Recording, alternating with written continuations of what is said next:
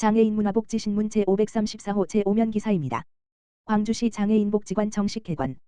장애인 자립사회참여 지원 본격화. 광주시 최초의 장애인복지관인 광주시 장애인복지관이 지난 1일 정식 개관하고 장애인의 자립과 사회참여를 지원하는 지역 거점 복지기관으로 본격적인 운영에 들어갔다. 광주시 장애인복지관은 정식 개관에 앞서 지난 6월 한 달간 시범 운영을 실시했다. 시범 운영 기간에는 작업 감각 통합 치료 진단 등 기능 향상 지원 사업과 특수체육 등 문화 여가 프로그램을 포함한 총 11개 프로그램을 운영했으며 장애인과 가족 200명이 참여해 높은 관심을 보였다.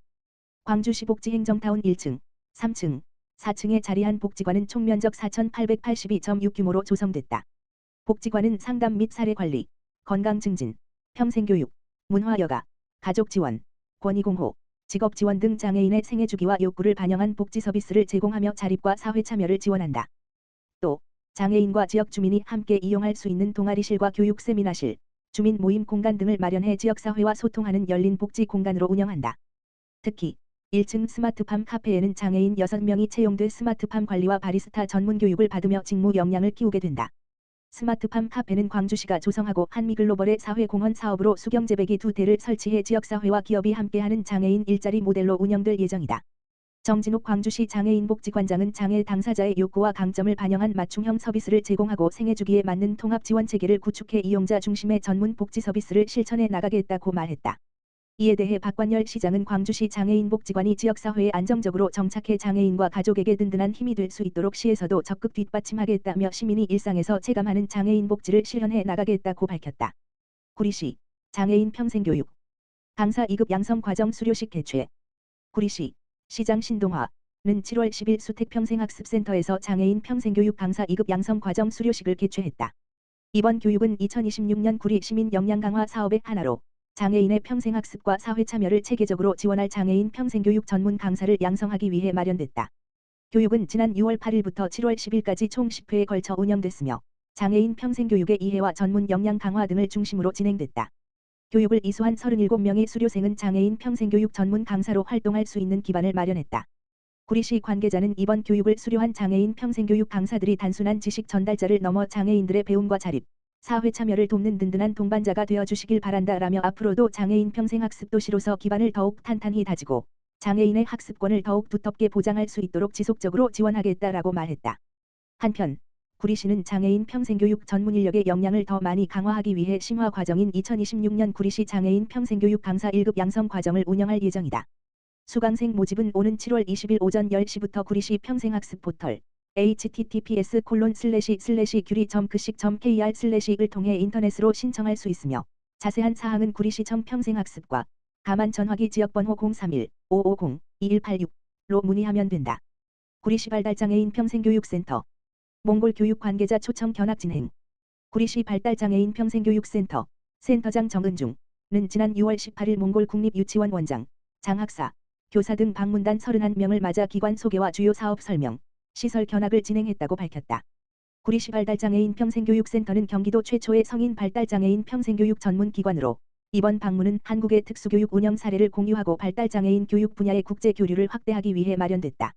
방문단은 한국의 특수교육 시스템과 기관 운영 방식을 살펴보고 이를 몽골 교육 현장에 접목할 방안을 모색하기 위해 센터를 찾았다. 특히 성인 발달장애인을 위한 맞춤형 교육과정과 지역사회 연계 프로그램, 자립지원 체계 등에 높은 관심을 보였다.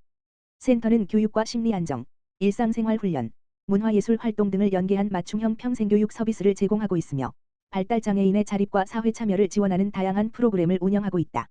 이날 방문단은 기관 소개를 통해 주요 사업과 운영 현황을 청취한 뒤 교육실과 심리안정실 등 주요 시설을 둘러보며 서비스 제공 과정을 직접 확인했다. 또한 발달장애인 평생교육 지원 체계와 운영 노하우를 공유하며 장애인 교육 분야의 협력 방안에 대해 의견을 나누는 시간을 가졌다. 특히 학습자 중심의 교육 환경과 체계적인 운영 시스템에 큰 관심을 보였으며 지역사회와 연계한 다양한 프로그램 운영 사례에 대해서도 높은 평가를 나타냈다.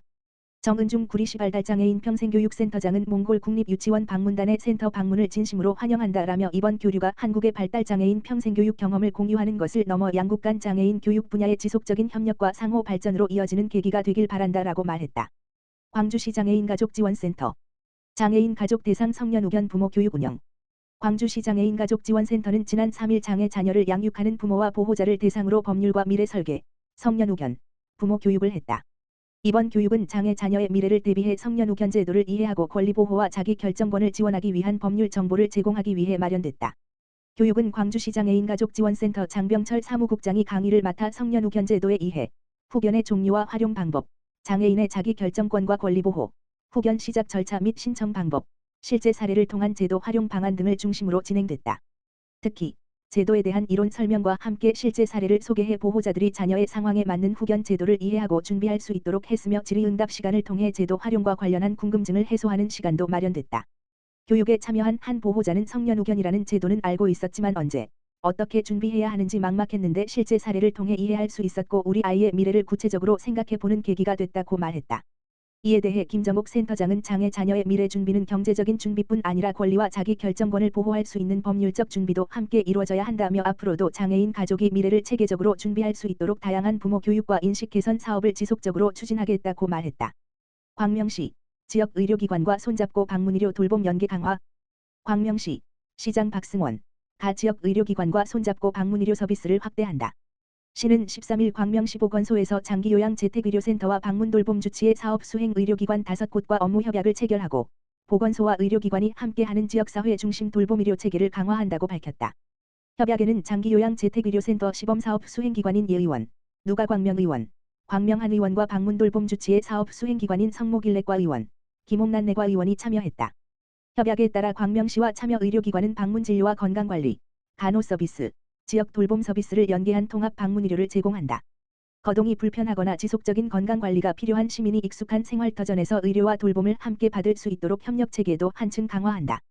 특히 지난 6월 장기요양 재택의료센터 시범사업 수행기관이 기존 한 곳에서 3곳으로 늘어나면서 장기요양 수급자의 재택의료 이용 기회가 확대돼 거동이 불편한 시민의 의료 접근성도 더욱 높아질 것으로 기대된다. 박승원 광명시장은 돌봄은 시민이 살아온 삶의 터전에서 끊임없이 이어질 때 큰 가치를 가진다며 지역 의료기관과 긴밀한 협력으로 의료와 돌봄이 자연스럽게 연결되는 체계를 구축해 시민 누구나 안심하고 생활할 수 있는 기본사회 도시를 만들겠다고 밝혔다.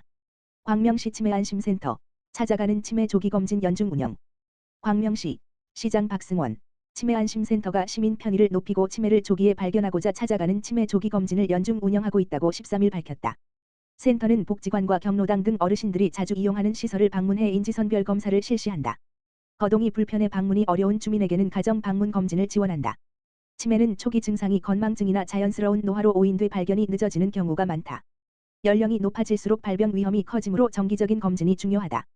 시는 지난해 이 사업으로 총 5,818명을 검진했으며 경도 인지장애 328명과 치매 환자 188명을 새로 발견해 등록했다.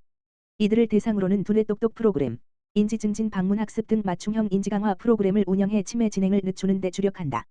박승원 광명시장은 치매는 조기 발견과 꾸준한 관리가 핵심이라며 시민들이 가까운 곳에서 편하게 검진받고 필요한 서비스를 지원받을 수 있도록 현장 중심 치매관리 서비스를 강화하겠다고 밝혔다.